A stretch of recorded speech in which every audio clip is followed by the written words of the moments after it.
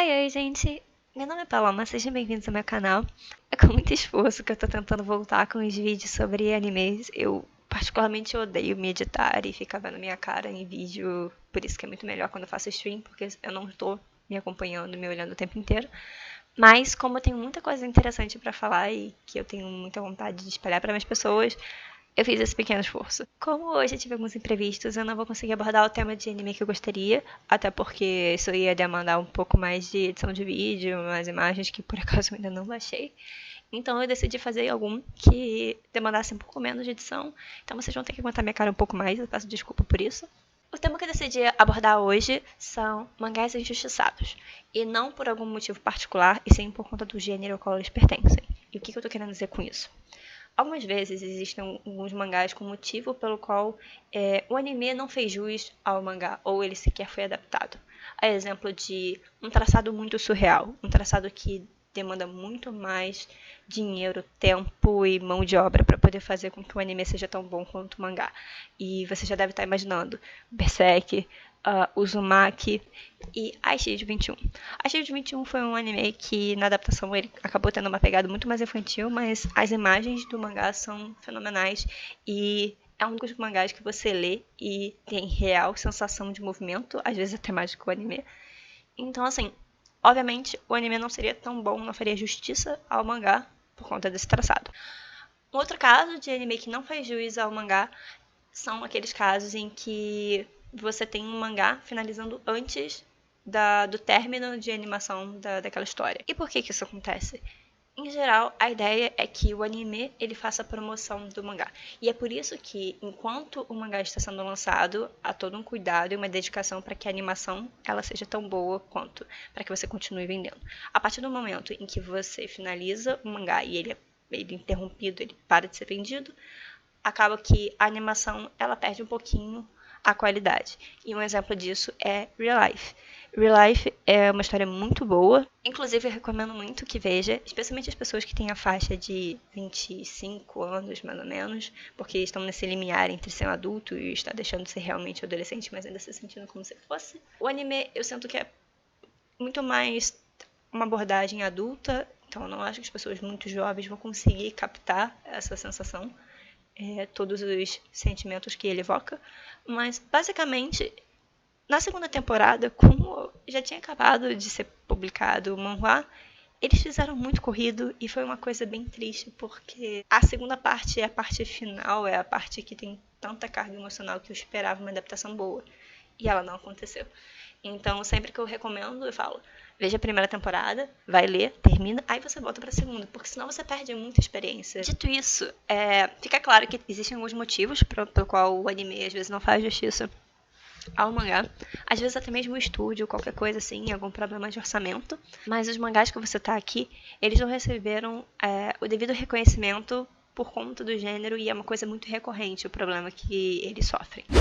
O primeiro que eu quero citar é Tonari no Kaibutsukan. Tonari no Kaibutsukan, ou O Monstro ao Lado, é um mangá shoujo. E eu assisti o anime com muito pé atrás, porque a premissa me deixou um pouquinho incomodada. Eu tava logo de primeira já não gostando do protagonista e achando meio problemática a forma como ele se relacionava com a personagem, especialmente considerando que eu sabia que eventualmente haveria um relacionamento amoroso, e como o primeiro episódio ele é bem rushado e as coisas se desenvolvem muito rápido, eu pensei, não sei se eu quero que eles fiquem juntos. E eu continuo assistindo, ele é interessante, mas assim como o My Anime List aponta, eu considerei um anime mediano, assim, nada muito E quando eu fui ler o mangá, porque eu descobri que não tinha a segunda temporada, e é uma coisa bem comum acontecer com shoujo, eu descobri um mundo completamente diferente daquela história. O mangá, ele se desenvolve a partir dali. Aquela primeira parte, ela não aborda quase nada da história. E é um dos mangás que melhor desenvolveu os secundários que eu já vi em shoujo. Não sei se todo mundo tem essa sensação, ou até mesmo se você não é familiarizado com shoujo, mas a impressão que me passa é que muitas vezes o autor só cria os casais secundários para que você não tenha que ficar lendo apenas sobre a história do principal. Mas a vontade que eles têm é de ficar empurrando o tempo inteiro, por favor, goste do meu casal principal. E eles colocam algumas coisinhas secundárias para poder dar uma amenizada, e em geral eles não se aprofundam muito. Já em Tonari, eles realmente estão todos vinculados entre si. E não simplesmente, assim, os casais entre si, eles são amigos um do outro. É como na vida, as pessoas se conhecem, todas elas têm uma relação particular e todos eles são desenvolvidos a um nível que não é superficial.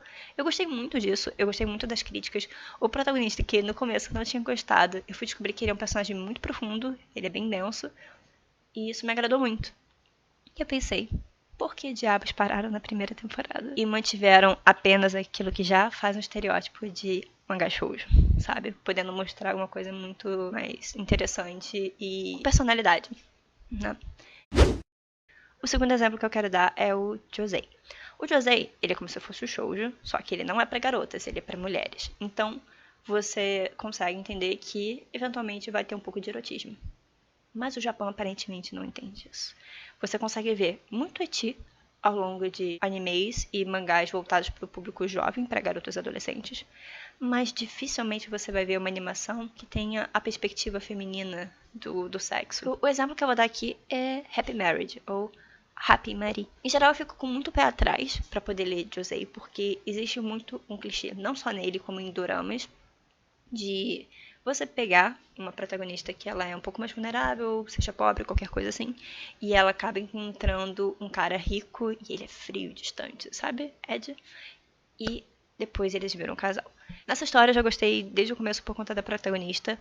Ela se impõe, é uma personagem bem altiva e independente.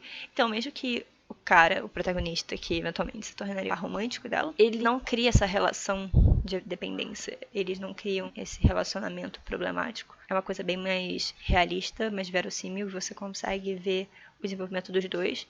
E ele mesmo é muito bem aprofundado. Que é uma coisa que, até mesmo em livros de romance, me preocupa. Quando você bota o ponto de vista de um personagem, em geral da mulher, no caso do romance, o homem acaba sendo muito distante, você não consegue ver muito bem a perspectiva dele. Mas em Happy Marriage, você vê bem como ele vai se desenvolvendo ao longo da história e ele cresce como um personagem, assim como um ser humano, apesar dele não existir. Mas assim, ele não tem anime.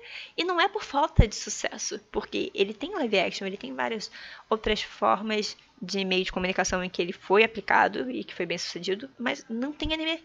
Simples assim. Vendeu muito, foi para outros meios de comunicação, mas o anime em si não aconteceu. E a gente sabe que é por ser um josei. E isso me entristece porque é uma história realmente boa e, claro, tem umas cenas um pouco mais 18, mas o foco não é esse. Ele só serve pra agregar a história, né? Serve pra compor o relacionamento deles. Não é como se você fosse ler pra que no final eles fiquem casados e tenham filhos e coisa assim.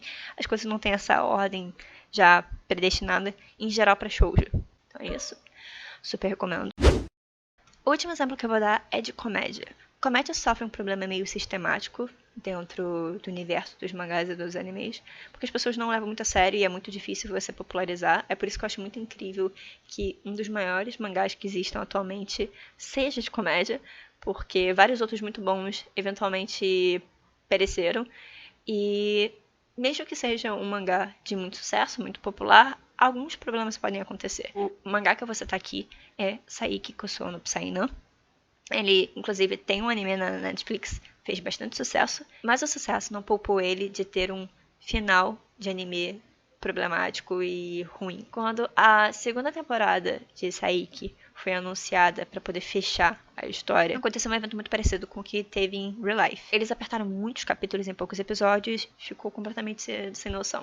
É aquela intenção de, é comédia. Comédia foi feita para ser meio zoado. A ideia não é que faça muito sentido, as coisas não têm que ser muito bem desenvolvidas. E ninguém comprou isso, porque todo mundo sabe que no mangá isso acontece. E apesar de ser de comédia, Saiki tem uma coisa meio mob de você valorizar demais o relacionamento do protagonista com os secundários. Então as pessoas ficaram buscando respostas para várias perguntas e nada disso era respondido.